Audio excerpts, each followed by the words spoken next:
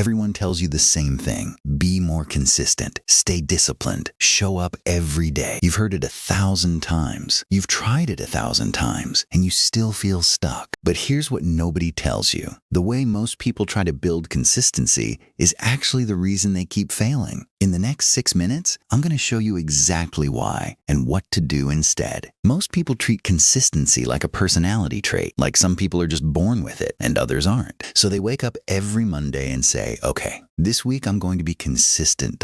They create a big plan. They feel motivated. They start strong. Then by Wednesday, life hits, energy drops, motivation disappears, and the whole thing falls apart again. Here's the truth nobody talks about. Consistency is not something you try to be.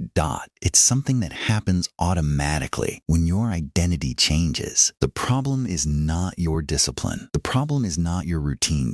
The problem is you're still thinking like the old version of yourself. Let me explain this with something simple. Think about a person who naturally wakes up early every day. You ask them, how are you so consistent? They don't say I force myself every morning. They say I'm just a morning person. That's identity. They stopped trying to wake up early. They became someone who wakes up early. That small difference changes everything. When you say I'm trying to be consistent, your brain hears, this is not normal for me. But when you say I'm someone who shows up every day, your brain starts protecting that identity automatically. This is not motivation. This is psychology. Human beings do not act against their identity for long.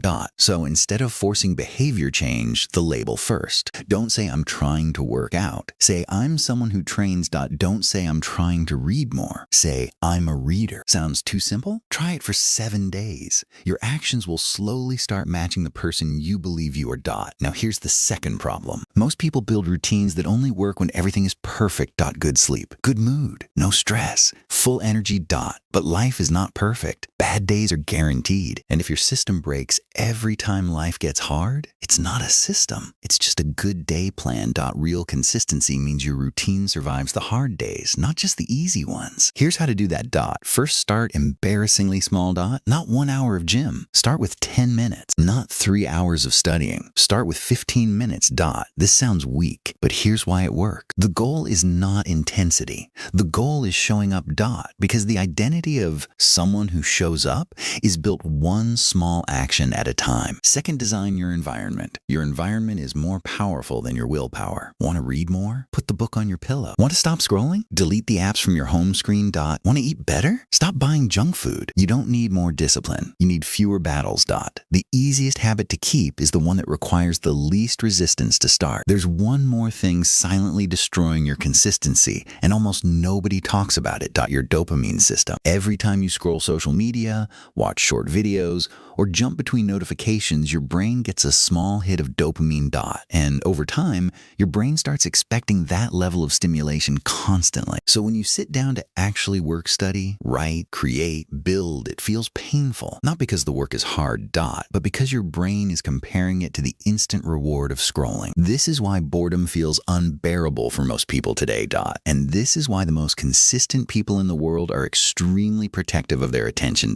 They understand focus is their most valuable asset. So reduce the noise, less scrolling, less multitasking, less background entertainment. When your dopamine resets, ordinary work starts feeling normal again. And consistency becomes something that happens, not something you force.